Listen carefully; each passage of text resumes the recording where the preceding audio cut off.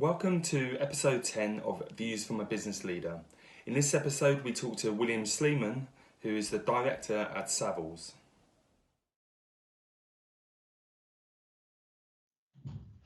Good morning, William, and thank you very much for joining us this morning.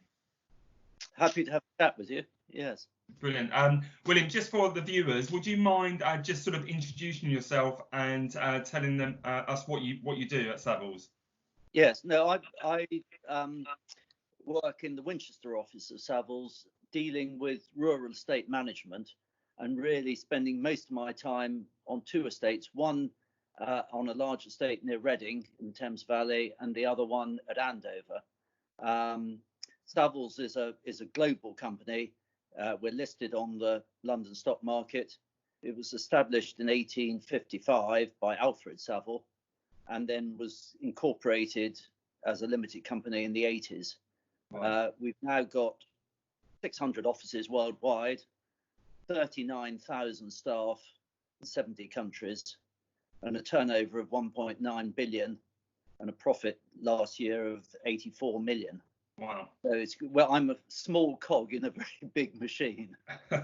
Absolutely. I guess with that many offices sort of nationwide, I guess maybe we can sort of start off by just having a bit of a chat about how sort of the COVID-19 situation sort of had an impact on the business with 600 offices nationwide. How did Savills cope with that? Well, it is a problem, but I think with the recession in 2008, the strategy has been to divide the company into three sort of divisions: an agency division, a consultancy division, and a management division. And obviously, the agency division has been hit hard by the lockdown, and a lot of those staff have been furloughed. The consultancy division, which deals with architectural and building work and valuation and that side of things, has been hit to a certain extent, although there's a lot of work can be done from home, and even though you may not be able to visit sites, you can still do all the planning work and preparation.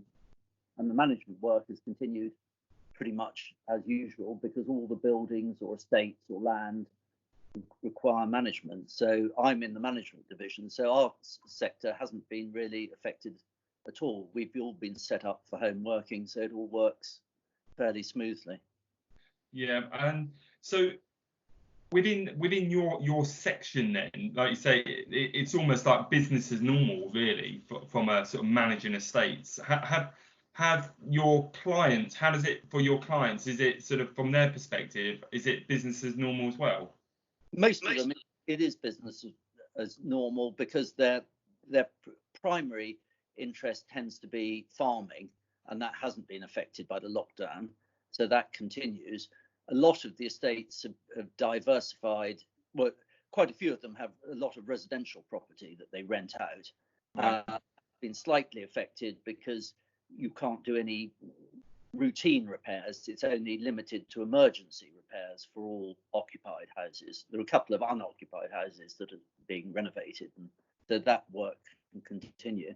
But some of the maintenance teams have suffered because their building suppliers have shut down, and that's quite frustrating, because there are jobs that can be done outside quite safely with social distancing or in empty properties, and the building teams can't get hold of materials. Right. And I think sometimes people have shut down, and when the government announced the shutdown, it wasn't clear, and everybody had to make their own decision. But I think sometimes work could have continued if you practice safe distancing and PPE. And I would say there aren't reports in the media of all the supermarket staff being carried off with disease. They've managed to keep their shops open without causing too much of an impact. They're always talking about the impact of health workers having caught the disease. They're not talking about shop workers.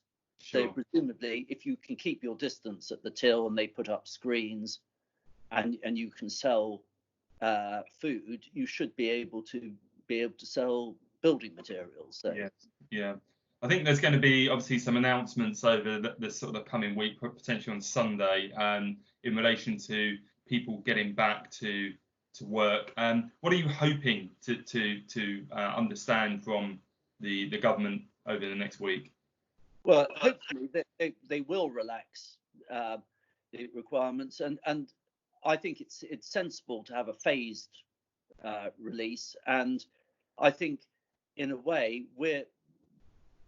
I'm involved in the rural areas where actually people can go back to work much more safely, because they go to work mostly by car, not using public transport, so they're secure. And when they are working, they're not working maybe as in close proximity to other people as much, or they're working in a small team where they know everybody in the team and they're not coming across too many people. So I think there is a rural-urban divide, that it's much more difficult to go back to work if you have to commute into London and you're crammed onto a bus or a train. And certainly Savills are putting in place, we haven't done anything, but we're trying to put in place a system of working in the offices where we're dividing the workforce into teams. So only maybe a third of the office come in on any 1 week, and therefore you can practice social distancing with the office, keeping everybody 2 meters apart and not putting so much pressure on any facilities in the office.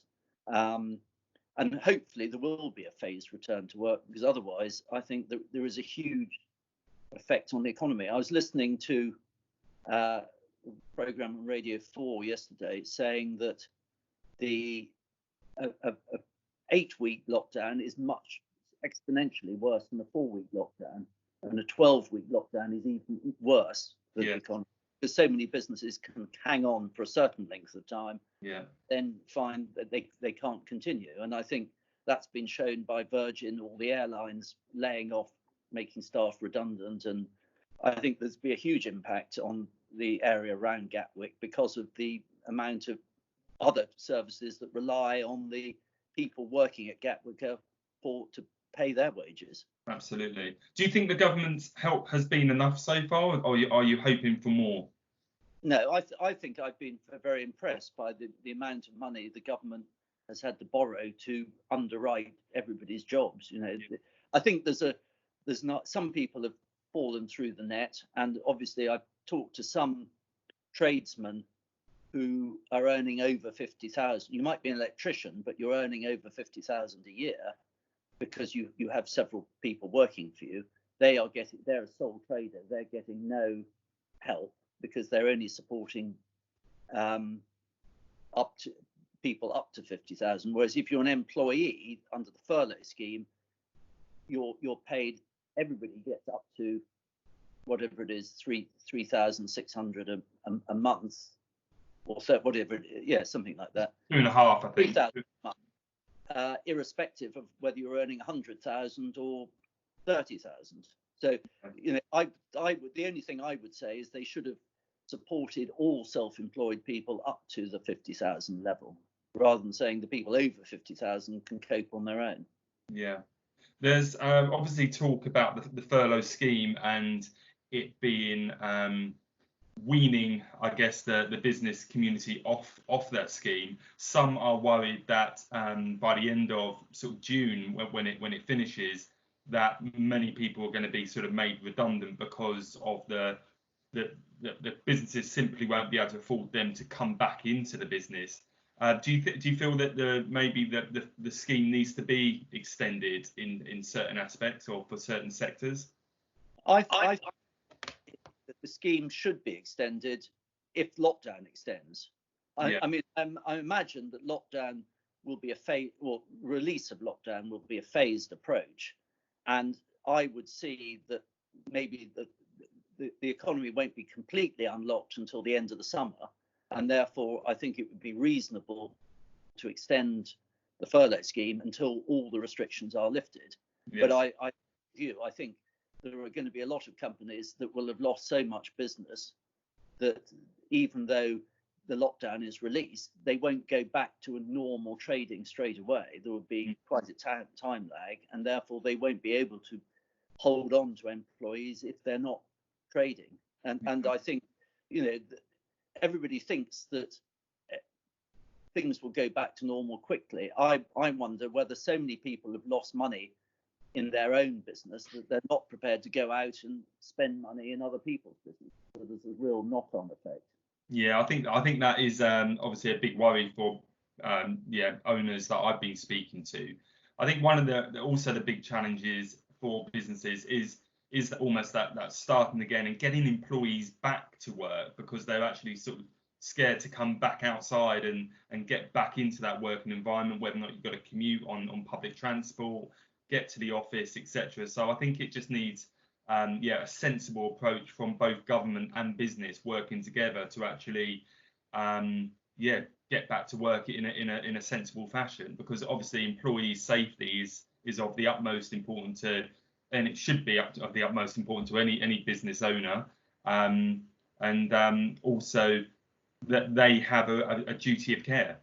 Yes, and I think that's the other thing that worries business owners is, are they liable for anything that happens to their staff? Because I think there may have to be some government to encourage people back to work. Employees may not want to take people back if they can't provide a completely safe working environment, and there has to be some maybe underwriting by government to say that there aren't an employee. The government wants to encourage people back to work and restart the economy, therefore they may have to underwrite any claims.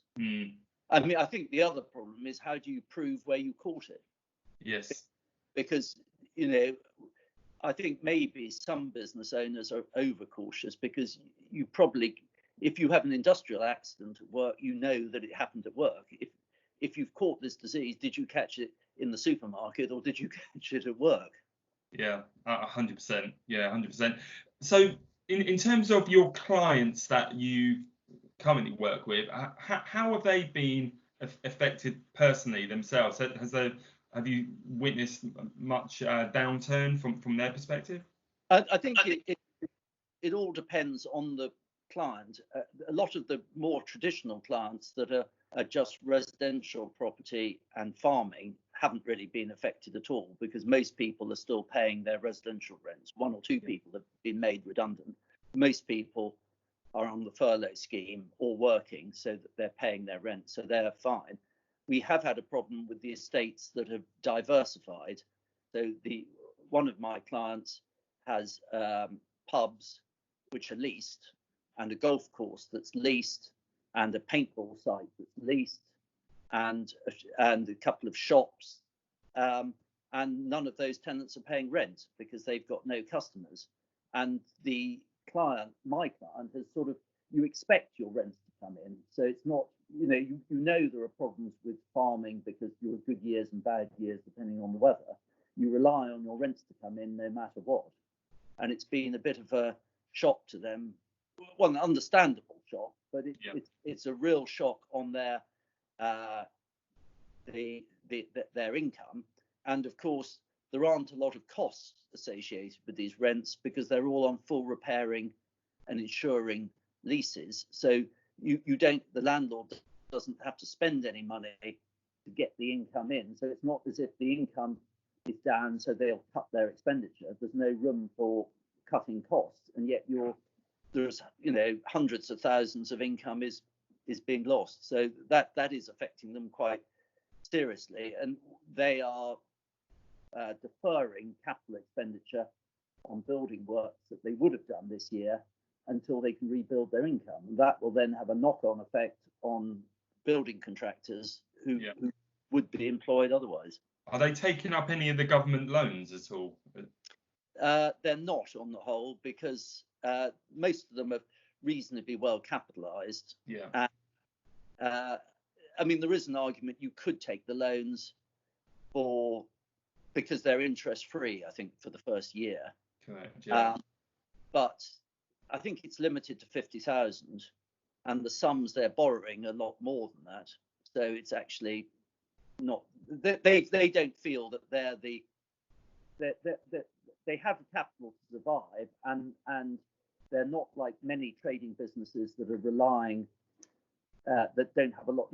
That don't have a lot of assets. A lot of businesses rent their premises and are not well capitalized. My clients all own their properties, have a lot of access to capital.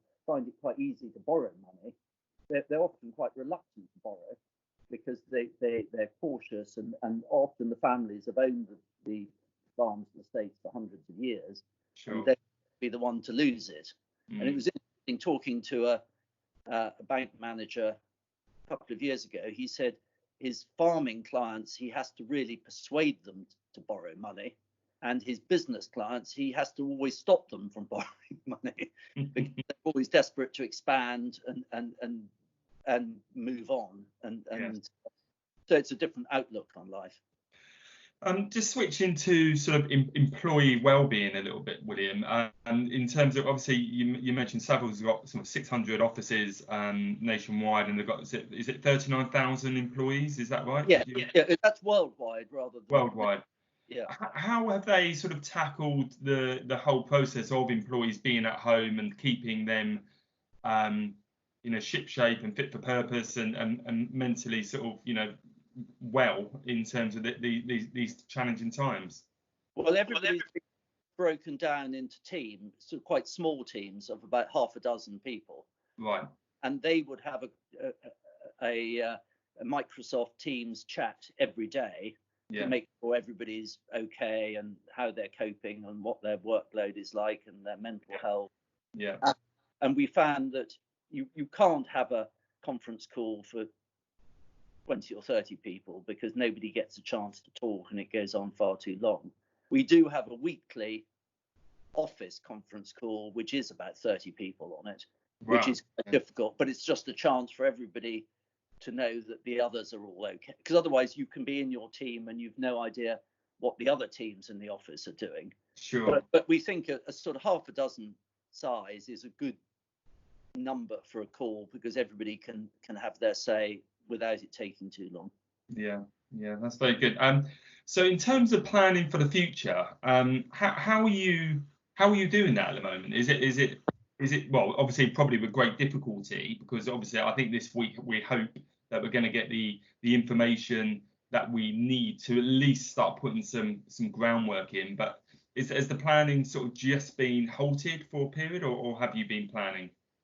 Well, we haven't really been planning more than the immediate return to work, which is, as I explained, is trying to break up the number of people who work in the office. I mean, it's very hard to predict how things are going to pan out longer term. I mean, I think in our division, which is the management side, you've still got the same number of properties, your clients will still be there. We feel that our side won't be hugely affected by the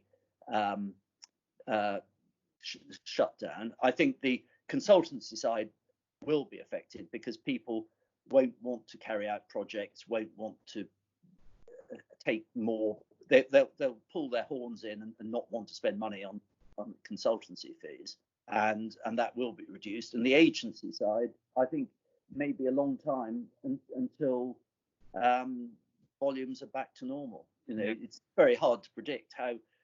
If there's an air of uncertainty, how long is it going to take to people to have confidence? I mean, the agency side was hit by Brexit because everybody didn't know what to do because they didn't know what was happening. Yeah. This could be even worse, and people are talking about a 10-year recession. Sure. So who knows? Yes. Well, hopefully not a 10-year recession. That would be pretty disastrous. I mean, a very interesting program yesterday that I saw as well, which was on health, which was quite controversial, but it was saying that they've done modelling. If the economy drops by over 6.5% of GDP, they reckon more people will die as a consequence of economic deprivation than will die from corona. Yeah. So actually, and they're predicting the economy is going to drop by 13%, and so you could find that the Swedish model, which is not to shut down the economy and to accept a higher level of people dying, in the short term, in the short term is a better model. And actually, interestingly enough, they were saying that's not putting a value on people's lives. It's just comparing one life to another life. So it's not putting a cost on it, but it's just saying if there's economic deprivation, people don't eat as well, people don't exercise properly, people take to drugs and alcohol, and that will just kill more. So it's just, the study's been done on lives, not on money. But everybody knows, and they're saying now, it's the poorer sections of society are being unduly hit by corona because they're the ones with the worst diets and the worst lifestyles. And yeah. Well, thank you, William, very much for. Depressing. No, well, I think we should. Yeah. Thank you very much for your input. I guess maybe is there any sort of on a lasting note? Is there any sort of advice you might give to other sort of directors of businesses that are out there, sort of, feeling maybe a little bit alone and needing some sort of some advice which we can maybe end on, which is maybe a bit more positive? Yeah.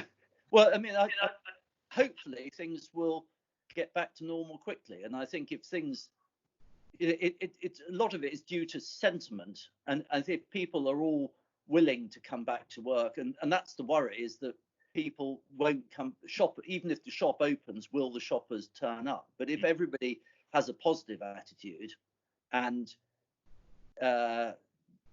hopefully things will get back to normal quickly. And I think the positive thing is the furlough scheme has protected a lot of people's jobs, so that money shouldn't be wasted. Hopefully, if people do go back and people start spending money and keep going, we will all be in a better place in a couple of months' time. Absolutely. Well, let's hope so. Really do, and I'm sure after this week we'll have some information that we can start building upon. I think that will be the hope. Oh, well, I think yes, that's what we need is a bit more. Ireland's published their sort of releasing program, and I think if we do get something concrete, everybody will be able to plan. Basically, nobody's planning because nobody knows what the outcomes are. Allowed when, but once we start to know that, then everybody can start planning. Everybody will feel better because there'll be an end to it, or the end will be in sight, which hopefully will give everybody confidence. Absolutely. Well, thank you very much again for your time, William. I do appreciate it. I know you're a busy man, so appreciate your time this morning, and look forward to speaking to you again in the future. Brilliant. Thank you very much. Thank you.